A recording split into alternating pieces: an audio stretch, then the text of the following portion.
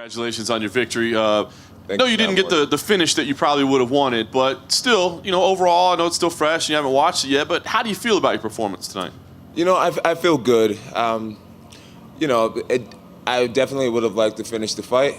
I definitely felt as if I slowed down in the fifth round, which is something that's uncommon for me. But I do feel good. Anthony Smith was the most experienced person I've ever been in there against, with 70 fights under his belt. And he showed that experience. He was extremely durable. He was extremely calm. I put him in a lot of positions where I felt most people would have freaked out. And he kept his composure. He did a really great job. A little bit of an odd sequence, of course, with the point deduction. I mean, you had the illegal knee. It looked like maybe there was an illegal kick before that as well. I don't know if that landed or not, but give me an idea kind of what was going through your head as those sequences unfolded, and were you worried? Because we were told that because the foul was ruled intentional, if Anthony couldn't have continued, you would have been disqualified. Yeah, that was. The first kick, I definitely aimed for his body, and that's where it landed. The illegal knee was totally unintentional. In the moment, I felt his body language rising. I felt his body, rising. And I thought I was getting ready to time a great headshot right after he got off of his palm. To my understanding, on his fingertips, he's considered standing. And, his body came up. I threw the kick, and I guess his palm was still down. And totally unintentional. Hats off to Anthony Smith for having a lion heart. I mean, I think the average person would have used that as a way out and became a world champion. He was tired. He had been hit with the kitchen sink, and I mean, I did an illegal blow, and he decided to allow the fight to continue, and I'm so proud of him for just being a real warrior out there and continuing to fight. I know you want to enjoy it tonight and spend time with your team, but Dana was here earlier and he said Thiago Santos looks like the right fight for you next. Give us your take on that. Do you believe that's the right fight for you? I'm going to talk with my coaches and see what they want me to do. So there's a lot of great fighters in the UFC. Everyone's looking so impressive, and whoever it may be, I'm here to defeat them all. And last thing for me, John, I know you said you want to fight frequently, but you always have to check your feet afterwards, see your health. You were throwing a lot of kicks out there, so yeah. Give us the health update. I know you're probably going to take some time and figure it out, but as you sit here now, when ideally would you fight again?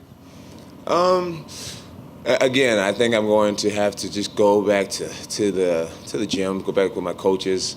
If you guys can't tell, I'm really big on my family. My family and my coaches, and we are a unit. I'm a product of these guys, so I need to talk to the team and see what we're gonna do. I need to evaluate my body and see what we're gonna do.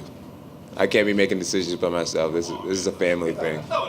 Come on, man. Come on, John Morgan. Congratulations, John. Why did you go away from the kicks in the last 2 rounds? Like early on, you were using that spinning back kick, and you used a lot of that stuff, and then it seemed like you were using your hands more, or even trying to go for takedowns as the fight went on. What was the change in strategy? I've been doing a lot of boxing. I've been working on my hands extensively, my defense and my offense, and I wanted to open up that category in my game when I felt comfortable doing it, and I felt like towards the later rounds I really got a beat on Anthony and what he was capable of, how fast he was, his level of punching power, and I just felt more comfortable exchanging in the later rounds with my hands. When you throw punches, you're a little bit more vulnerable to get hit back, where with kicks, you're pretty much at a safe distance. And when I felt less vulnerable, I opened up the hands. Did you feel like in the early part of the fight you were hurting him to the body, where you slowed him down a little bit? It seemed like some of those kicks really had an impact on him. Oh, yeah, for sure. I think the very first spinning back kick, it had to have taken something out of him. I saw a huge welt across his torso and a little bit of a bruise under his nipple. And, that was from that first kick. I know that had to have done something. How would you assess, this is the first time you fought so frequently in quite a long time. How would you assess, what was that like for you now that you fought, now you go through another camp and fight again? What was that experience like? It was great, It was a lot of fun. I felt really familiar tonight at work. A little bit too familiar, actually. Like in my warm-up, there was like no nervousness, and that was making me uncomfortable. You know, the fact that there was no nervousness, I was almost questioning myself. Am I ready? Am I ready? Am I taking this seriously enough? And I know that I have done everything in my power to be prepared for this, but you know, I think a little bit of nerves are actually a good thing. And tonight, I just felt so doggone comfortable in there. But you know, I feel like that's God's grace too. You know, like you know, He blesses me to have a sound mind, and so I can't ask for it and then be confused when my mind is sound and at peace with what I'm doing. Last question for me. When you talk about the nerves and all the stuff going on, it seems like heavyweight would do that. And I was asking Dana about you fighting Brock, right? And I mean, that I remember at UFC 214, you seemed pretty motivated by that fight. Dana did say he's going to give that fight to Daniel, but is Brock still a guy that you seem hesitant to fight at heavyweight, but not Brock? And why would you want to fight this big lug if you don't want to fight the other guys? Well, I figure if I'm going to make the gamble, you might as well go extremely big, right? Go big or go home. And a Brock Lesnar fight, I mean, extremely high risk and extremely high reward. I don't really see myself versus anyone that could bring in the numbers me and Brock could bring in. Hi, John. Hey, what's up, Matt Ryan? I have a question for you. When Anthony was in here after the fight, he said, he didn't fight me, he nullified me. And then Dana said, John fights, he fights to the level of his opponent. Would you reflect on that a little bit? Because it does seem like you didn't want to waste too much energy, and you prepare for your fighter, the person you're going to fight, and you do what you have to do. Yeah, I feel like in the last round, I definitely could have done more. I'm not really proud of my fifth round, holding him against the cage like that. But at the same time, there's a beloved Randy Couture who made a whole career out of the way I fought in the last round, holding people against the cage and just chipping away at them. I totally fought Anthony. If you look at the stats will show that I totally fought Anthony. And I feel like it was his job to get off the cage. It was his job to make it a fight. He was the one losing. Anthony's very durable, and he's known to come back and win, even in the worst situations. You can beat the crap out of him for 3 rounds, and at the very end of the 3rd round, he can knock you out. He's known for that. So in a world championship fight, if he's going to allow me to hold him against the cage, I'm going to do that. At the end of the day, it's about impressing the fans and being entertaining. And I have a lot of pride in being that. But I feel like rounds 1 through 4 was what the fans wanted to see. And then the 5th round was for me in my camp, just to take home that new belt. John, what was it like for you? I mean, you've been through everything you've been through over the last few years, and yet you go into this moment in the 4th round where you're waiting on your fate to be determined once more by Herb Dean. What were those seconds like for you? It was nerve-wracking. It was nerve-wracking, really. I just started to pray. I was just hoping that it wouldn't go down like that. I had flashbacks of the Matt Hamill fight, and I was just thinking, oh my goodness, please tell me this isn't going down like this. And I was just looking at Anthony, and I felt like we locked eyes at a moment, and I kind of gave him one of these, like, yeah, you're all right. Like, get your ass up. And sure enough, he showed the heart of a lion. Hats off to Anthony, man. He could have done it the easy way, and took that option out. But instead, he stayed in there, and I owe him a beer.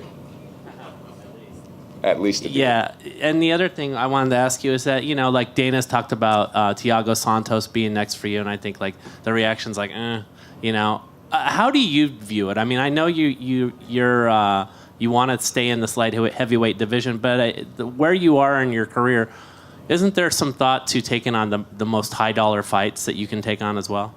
I think all these younger fighters should get their opportunity at a world title. When you sit in my position, it's like, who am I to deny people? But I'm not going to really talk ahead too much. I want to get with my coaches, and we're a close, tight-knit family, and this career is not mine; it's all of ours. And we're going to talk about who we want to fight next, what we want to do next, and just play it like that. Hey, John, in front over here to your right. What's up, man? Congrats, man. Thank you. I wanted to ask you about the knee again, going back to what you said earlier about the rule, whether it's the palm or the hand. What's interesting is that if you had done that in California, that would have been completely legal. It would have been an illegal knee. It's illegal in Nevada because of just the different rules about which hands is which. Is that confusing for fighters? I mean, it's like, if that was in California, again, that would have been a legal knee, but here, it's not. It is confusing. It's a little confusing, but I'm not going to blame the rules or whatnot. I just need to be better. I need to be a professional and know where I'm fighting. If I'm in Nevada, I guess the difference from here to here is it can change a career. It could change what your record is, So I made a mistake. It was an honest mistake. I'm sure because it's me, fans are going to be like, this dude fucking cheated. He's such a cheater. Poking people in the eyes. And now he's kneeing people in the head. I just got to learn to, take it and keep on ticking. I'm curious, what was, I don't know if you watched that earlier in the fight, Johnny Walker, light heavyweight in your division, had another impressive knockout. What are your thoughts on him? It's like, is he like the next coming of a John Jones type guy? And I think there will only be one John Jones. But I didn't see the fights. I did get to see Tyrone Woodley's fight, but I didn't get to see any of the earlier fights.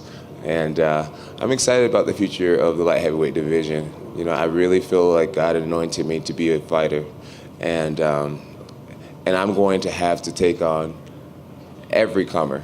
And the confidence that I had as a 23-year-old facing Shogun Rua has only grown. I believe in myself tremendously, and no one said my job was meant to be easy, but I felt like I'll always make a way to make it happen. And the last thing for me, what is an whoopsie-doo fighter? Oh, a look-see-do fighter. That's what Bruce Buffer announced, right? Yeah, you know what? I actually got that from my original fight team.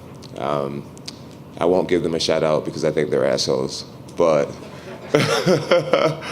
Have you always used that though, or is that new? No, my original manager came up with it because of what I was doing. I kind of learned how to fight on YouTube, and so I would watch things on YouTube.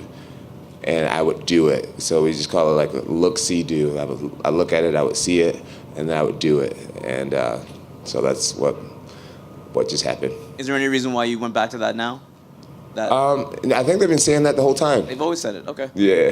For some reason I never. All right. Yeah. Congratulations, John, right here. Thank you. So I wanted to know, because you did mention a few minutes ago that the fifth round you felt yourself slowing down. For my estimation, it looked like you were throwing a lot harder than you normally do earlier in the fight. Do you think that was a contributing factor, just trying to put more power behind your punches? No, I think that's a testament to my striking coaches. Especially Coach Wink. He really tries to encourage me to use power. I'm a guy who tries to go 80% at all times, just so that I can be in it for the long haul. I believe guys who swing with 100% power, you just pay when you miss. So I like to be, I'm always preserving a little energy in everything I do. And in the fifth round, man, like I said, I feel like the first 4 rounds is what the fans really wanted to see. And the fifth round was really just for me and my family, just to secure the belt. Sometimes you got to do things for the bigger picture. And that was just secure the win. It was up to Anthony to get himself off the cage and to make it a fight again. But if he's going to allow me to be there, then the smart thing to do, even though it's not entertaining, is just hold him there. Getting back to Johnny Walker, your picture with him at Fight Week kind of made everybody a little excited that checked it out on Twitter.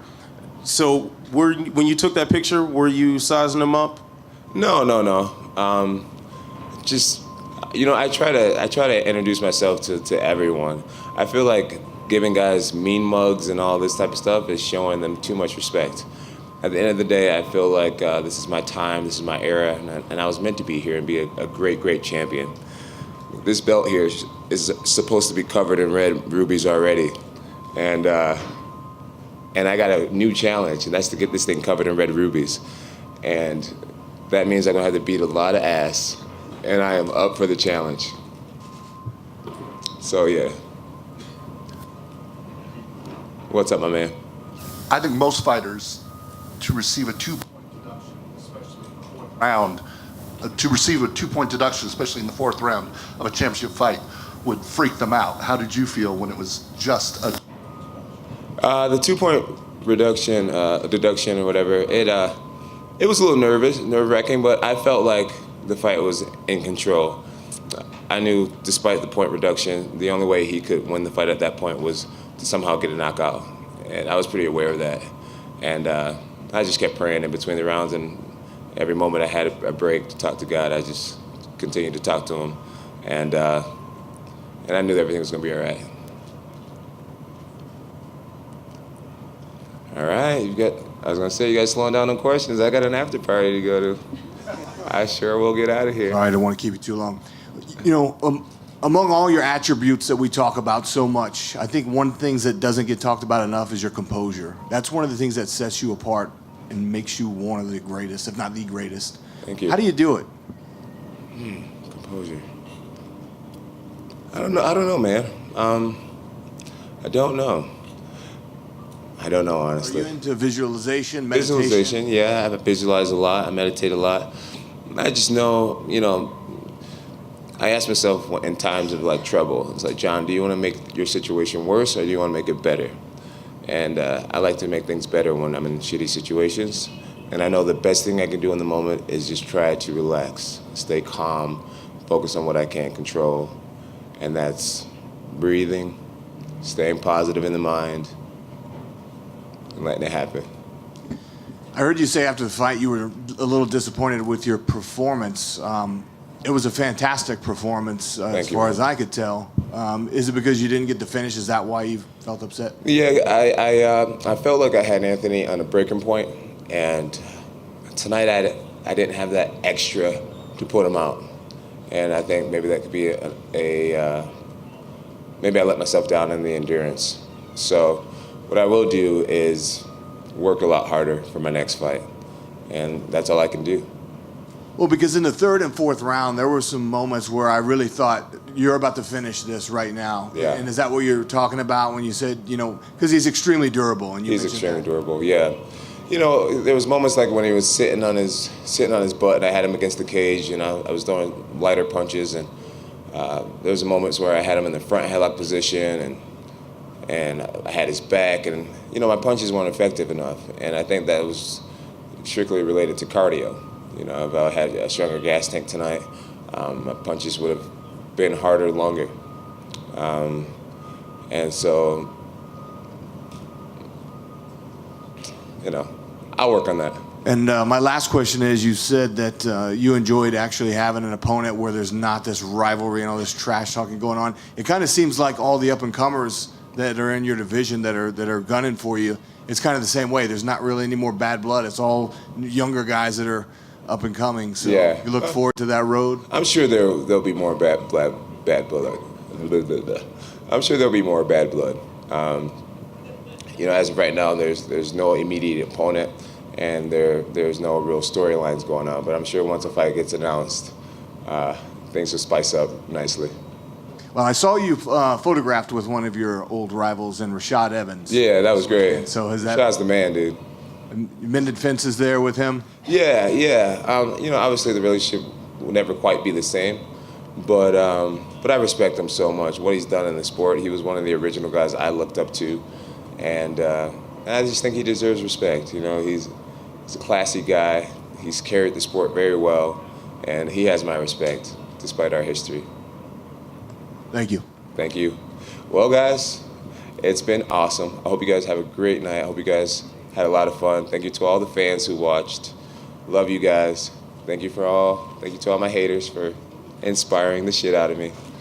And feel free to make it to my after party. Information is on my Instagram page @JohnnyBones. Deuces.